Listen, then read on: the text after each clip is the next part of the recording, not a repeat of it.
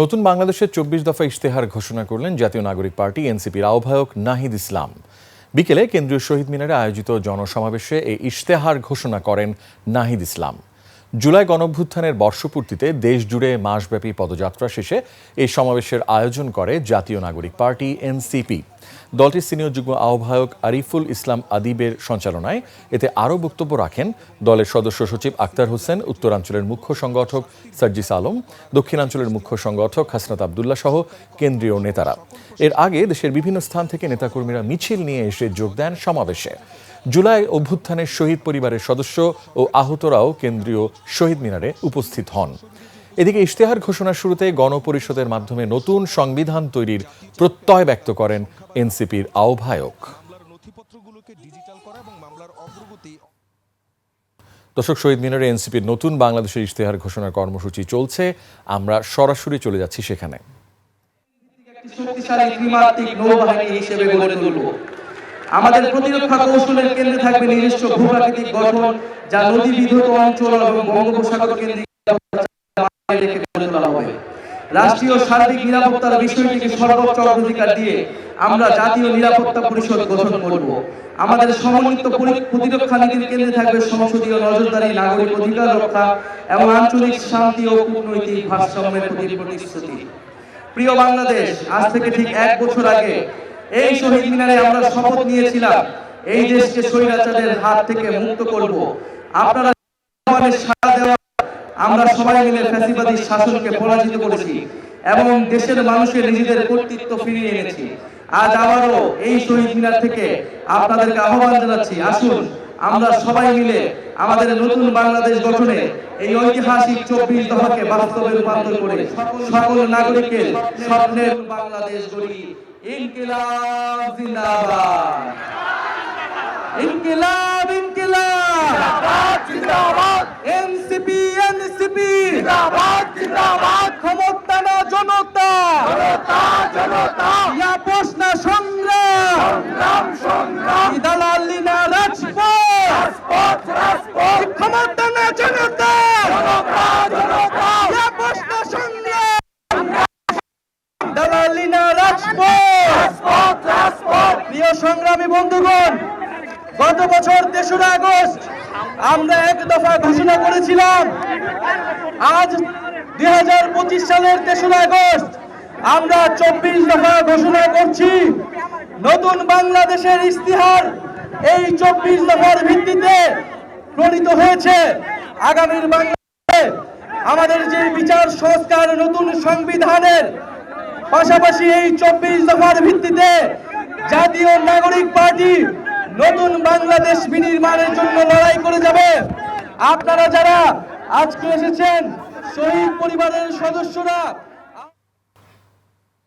দর্শক, কেন্দ্রীয় শহীদ মিনার থেকে সরাসরি দেখছিলেন এনসিপির ইশতেহার ঘোষণা। চলে যাচ্ছি পরবর্তী সংবাদে। বিভেদ, প্রতিহিংসার রাজনীতি আর নয়, জনগণ গুণগত রাজনীতি দেখতে চায় বলে মন্তব্য করেছেন বিএনপির ভারপ্রাপ্ত চেয়ারম্যান তারেক রহমান। জুলাই গণঅভ্যুত্থানের বর্ষপূর্তিতে ছাত্রদল আয়োজিত ছাত্র সমাবেশে তারুণ্যের প্রথম ভোট ধানের শীষে দেওয়ার আহ্বান জানান তিনি। সমাবেশে বিএনপি মহাসচিব বলেন, শেখ হাসিনাকে আর এই দেশে রাজনীতি করতে দেয়া হবে না। বিস্তারিত শফিকুল ইসলামের রিপোর্টে। ফ্যাসিস্ট আওয়ামী লীগ সরকারকে পদত্যাগের বাধ্য করার বছর পূর্তি মাস এই আগস্ট। গণঅভ্যুত্থানের মাধ্যমে যে বিজয় অর্জন হয়েছে তার পিছনে আছে ছাত্র জনতার আত্মত্যাগ। শোক ও বিজয়ের প্রথম বর্ষপূর্তি উপলক্ষে জাতীয়তাবাদী ছাত্র দলের উদ্যোগে এই ছাত্র সমাবেশ। রোববার বেলা 3:15টায় শুরু হওয়া এই সমাবেশে ভার্চুয়ালি যোগ দেন বিএনপির ভারপ্রাপ্ত চেয়ারম্যান তারেক রহমান। এ সময় পলাতক হাসিনা সরকারের নানা নির্যাতনের কথা তুলে ধরেন। বলেন, আগামী দিনের নির্বাচনের মাধ্যমে নতুন ভোটাধিকার ফেরত পাওয়া যাবে।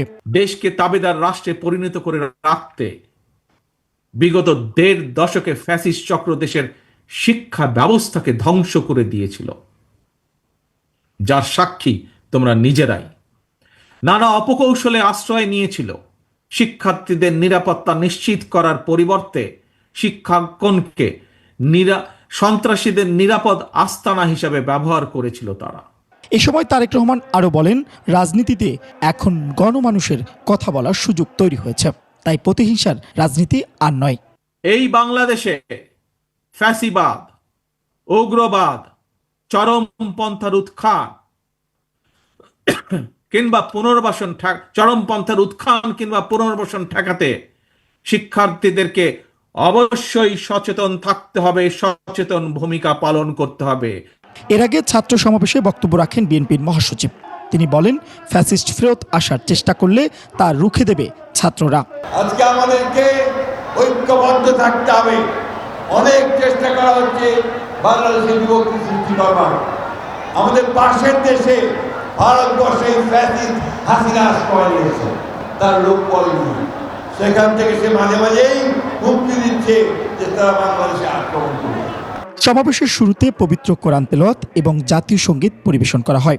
এরপর বক্তব্য দেন ছাত্রদল, যুবদল ও বিএনপির কেন্দ্রীয় নেতারা।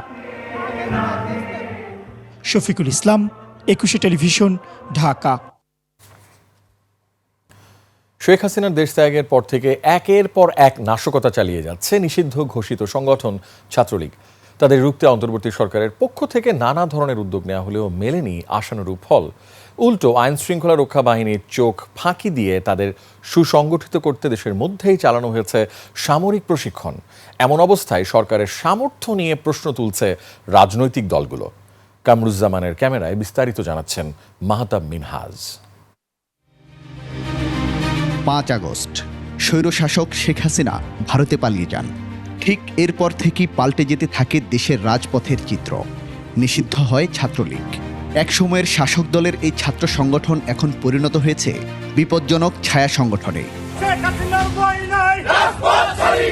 নিষিদ্ধ হয়েও দলটি রাজধানীসহ দেশের বিভিন্ন স্থানে করছে মিছিল, তৈরি করে একের পর এক সংঘাত। তাদের রুখতে সরকারের পক্ষ থেকে নেওয়া হয় ডেভিল হান্ট নামের একটি স্পেশাল অপারেশন। চালানো হয় একের পর এক চিরুনি অভিযান। অপারেশন ডেভিল হান্ট অভিযান পরিচালনা শুরু হচ্ছে।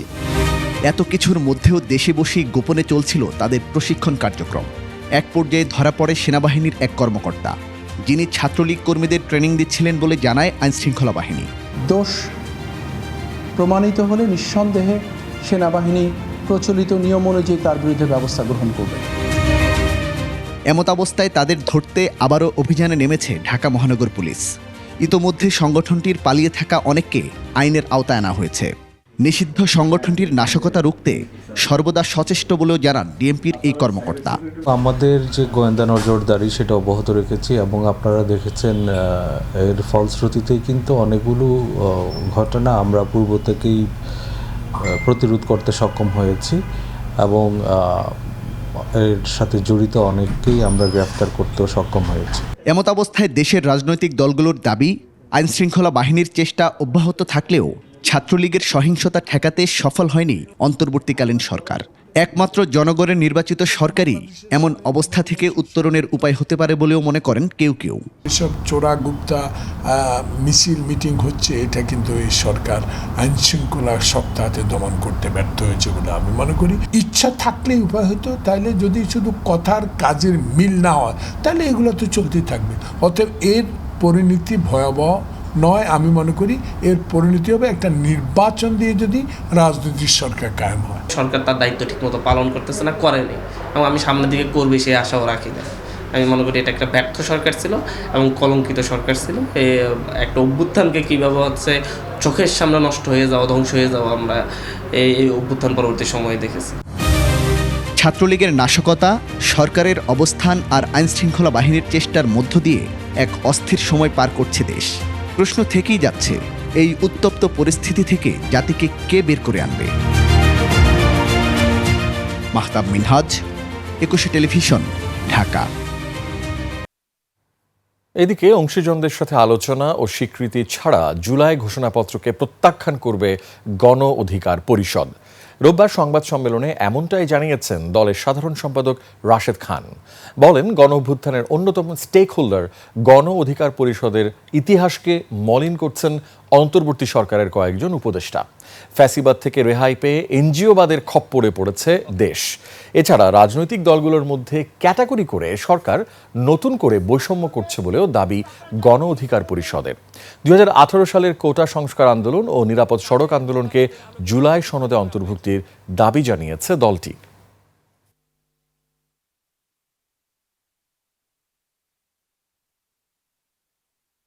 জুলাই ঘোষণাপত্রের তারিখ ও সময় নির্ধারণ করেছে অন্তর্বর্তীকালীন সরকার, কিন্তু এ বিষয়ে বিপ্লবের অংশীজনদের সাথে কোনো আলোচনা করেনি সরকার। বিপ্লবের অংশীজনদের সাথে আলোচনা ও স্বীকৃতি ছাড়া ঘোষণাপত্রকে প্রত্যাখ্যান করবে গণ অধিকার পরিষদ। এনসিপি যেদিন তারিখ দিবে সেইটা আপনারা দেখে দেখে ঘোষণা করবেন, সেইটা আমরা মানব না। শোক কাটিয়ে স্বাভাবিক হওয়ার চেষ্টা করছে মাইলস্টোন স্কুল অ্যান্ড কলেজ। ক্লাসে শিক্ষার্থীদের ফেরাতে চান অভিভাবক আর শিক্ষকরা। শিক্ষার্থীদের মনোবল জোগাতে খোলা হয়েছে ট্রমা সেন্টার। শনিবার থেকেই ক্যাম্পাসে আসছেন শিক্ষার্থীরা। আর শ্রেণীকক্ষের কার্যক্রম শুরু হবে বুধবার থেকে। মোহাম্মদ হানিফের ক্যামেরায় সাদাত হাবিবি সেতুর রিপোর্ট।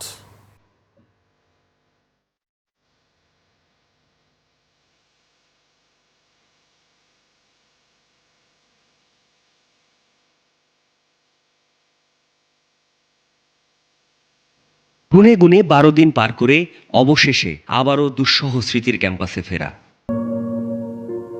ক্লাসরুমের উদ্দেশ্যে উত্তরা দিয়াবাড়ির মাইলস্টোন ক্যাম্পাসের শিক্ষার্থীরা তাহমিদ, সাদমান, আরাফাত। নবম শ্রেণীর এই 3 সহপাঠীর মন জুড়ে 21 জুলাই রোববার দুপুর 1টা। আমাদের আইসিডি এক্সাম ছিল, আমরা আগে বাসায় চলে আসছি, পরে এই কাহিনীটা দেখলাম, খারাপ লাগছে আসলে খুবই জিনিসটা। দেখার পর তো কষ্ট লাগে, স্টুডেন্ট এখানে ঘুরতে ঘুরতে যে অবস্থা শয়তান ট্রমাটাইজেশন ভয়টা পাচ্ছে, দোয়া করবো আর সময়ের প্রয়োজনেই থমকে থাকা অসম্ভব। 12 দিনে প্রিয় স্কুলের অনেক কিছুই আর থেকেও নেই, যেন বদলে গেছে অনেক কিছুই। হাসি, আনন্দ আর খুনসুটির প্রাঙ্গণ এখন শোকের দগদগে ক্ষতের জানান দেয়। ফুলেদের খেলার মাঠ জুড়ে এখনো চেপে আছে অপার নিস্তব্ধতা।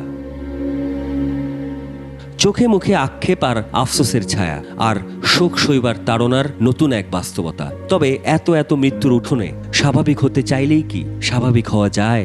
সবাই মানসিকভাবে ভেঙে পড়েছে, এটাই স্বাভাবিক। এই জীবন থেকে আসলে ওই ট্রমা থেকে বেরিয়ে আসা খুব একটা সহজ না, কিন্তু আমাদের সবাইকে তো চেষ্টা করতে হবে। এটা আসলে স্বাভাবিকভাবে নিতে পারতেছে না কেউ, সবাই খুব ট্রমাটাইজড হয়ে আছে। এটা লেখাপড়ার পাশাপাশি শিক্ষার্থীদের মনোবল বাড়াতে মনোযোগ দিতে হচ্ছে শিক্ষকদের। বাবা মার চাইতেও শিক্ষকদের সাথেই সবচেয়ে বেশি সময় পার করে শিক্ষার্থীরা। অভিভাবকদের চাইতেও তাই তাদের গুছিয়ে নেওয়ার চেষ্টা কিংবা গুছিয়ে ওঠার তাড়নাও বেশি। প্রতিষ্ঠানটি শিক্ষার্থীদের ক্লাসে ফেরাতে চেষ্টা করছে, অভিভাবকদের চাওয়াও একই।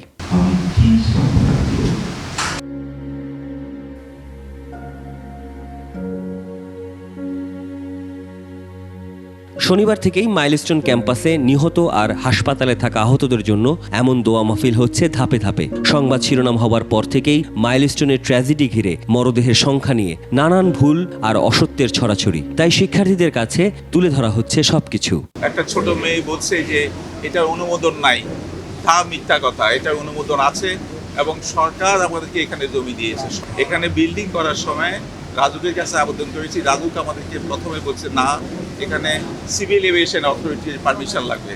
আমরা সিভিল এভিয়েশন অথরিটির পারমিশন নিয়েছি। ক্লাসটা আসলে শুরু হবে মেইনলি মঙ্গলবার আমাদের 5 তারিখের পরে, 6 তারিখ থেকে। আর কালকে আমার ক্লাস 9-10-এর একটা পরীক্ষা আছে, আমরা গার্ডিয়ান চাচ্ছে তারা পরীক্ষাতে অ্যাটেন্ড করুক। রোববার নাগাদ মাইলস্টোন ট্র্যাজেডিতে মৃতের সংখ্যা দাঁড়িয়েছে 34-এ। নিহতদের অধিকাংশই শিশু। জীবনের সাথে লড়াইয়ে হাসপাতালে কাতরাচ্ছেন আরও 34 জন। সাদাত হাবিবি সেতু, 21 টেলিভিশন, ঢাকা। গ্রাহকের কোটি কোটি টাকা নিয়ে হঠাৎ লাপাত্তা এয়ার টিকেটিং, ভিসা ও ট্যুর প্যাকেজিং প্রতিষ্ঠান ফ্লাইট এক্সপার্টের চেয়ারম্যান এবং এমডি। বন্ধ করে দেওয়া হয়েছে প্রতিষ্ঠানটির সমস্ত কার্যক্রম। এ অবস্থায় রাজধানীর মতিঝিল থানায় মামলা করেছেন এক ভুক্তভোগী। এ ঘটনায় ফ্লাইট এক্সপার্টের 3 ঊর্ধ্বতন কর্মকর্তাকে কারাগারে পাঠিয়েছেন আদালত। আরও জানাচ্ছেন দীপু শিকদার। ব্যস্ত মতিঝিল এলাকায় ফ্লাইট এক্সপার্টের কার্যালয়ে হন্তদন্ত হয়ে হাজির ফখরুল আলম। বিমান টিকিটের জন্য নিজের এজেন্সি থেকে 46 লাখ টাকা দিয়েছিলেন প্রতিষ্ঠানটিকে। আমরা এদের থেকে টিকিট কিনছি, ফ্লাইট এক্সপার্ট থেকে। আমাদের কাস্টমারদেরকে দেওয়া হয়েছে। যখন খবর পাইছি কালকে এসে দেখি তালামারা, থানাতে গেলাম, দেখি একই অবস্থা। বাট মিন টাইম আমার টিকিট অলরেডি সোল্ড করা শুরু করছে থার্ড পার্টি। 2017 সাল থেকে রাজধানীর মতিঝিল সিটি সেন্টারের 26 তলায় উড়োজাহাজ online ticket booking platform flight expert তাদের কার্যক্রম শুরু করে। ঢাকার এই অফিস থেকে এজেন্ট বাদেও ব্যক্তি পর্যায়ে বিমানের টিকিট বুকিং, ক্রয়, হজ ও ট্যুর প্যাকেজিং সেবা দিয়ে আসছিল সুনামের সঙ্গেই। কিন্তু হঠাৎ করে শনিবার তাদের ওয়েবসাইট সহ সমস্ত কার্যক্রম বন্ধ ঘোষণা করা হয়। দেশ ছেড়ে পালিয়ে যাওয়ার অভিযোগ উঠেছে প্রতিষ্ঠানটির চেয়ারম্যান সম্রাট, তার ছেলে ও ব্যবস্থাপনা পরিচালক সালমান বিন রশিদ সায়েমের বিরুদ্ধে। এমন অবস্থায় চরম অনিশ্চয়তা, উদ্বেগ আর উৎকণ্ঠার মধ্যে সময় পার করছেন সারা দেশের কয়েক হাজার এজেন্ট। তাদের ধারণা, হাতিয়ে নেয়ার টাকার অঙ্ক শত কোটি ছাড়াবে। লাস্ট ইয়ারতে 50 লক্ষ টাকা টিকিট এখনো লাইভ আছে। হ্যাঁ, আমরা তো ক্ষতিগ্রস্ত আছি, আমাদের তো আছে, টাকা তো যাচ্ছে, বাট এই প্যাসেঞ্জারগুলো তো ওই রেটে তো টিকিটে পাবে। যে টিকিটগুলো লাইভ আছে এগুলো যেন লাইভ থাকে, তাহলে আমাদের অন্তত যাত্রীগুলো যেতে পারবে, নিজেদের একটা যে সম্মান এটা বাঁচাতে পারবো। ব্যক্তি পর্যায়ে গ্রাহক এবং এমনকি ফ্লোর মালিকও তাদের প্রতারণার শিকার। কি আমাদের 1 থেকে 5 তারিখের ভিতরে ভাড়া দেওয়ার কথা, এখন বাইদা ভাই ওনারা পালায় গেছে। এই প্রতারণার ঘটনায় দায়ের করা মামলায় শনিবার রাতেই ফ্লাইট এক্সপার্টের head of finance Sakib Hossain, chief commercial officer Saeed Ahmed এবং chief operating officer AKM Sadat হোসেনকে গ্রেফতার করে মতিঝিল থানা পুলিশ। পুলিশ বলছে তদন্ত শেষে আসল রহস্য উন্মোচন হবে। মালিক পক্ষ এবং তাদের যারা কর্মকর্তা কর্মচারী তাদের মধ্যে একটা কিছু পরস্পর বিরোধী তথ্য পাওয়া যাচ্ছে। যেহেতু ঘটনাটি ঘটেছে গতকালই আমাদের দৃষ্টিগোচর হয়েছে এবং মামলাটি হয়েছে, আমরা সব কিছু বিষয় খতিয়ে দেখছি। এদিকে বিকেলে 3,79,00,000 টাকা প্রতারণার মামলায় CMM আদালতে গ্রেফতার 3 কর্মকর্তাকে হাজির করা হলে তাদের জামিন আবেদন নামঞ্জুর করে কারাগারে পাঠানো হয়। দীপু শিকদার, 21 টেলিভিশন, ঢাকা।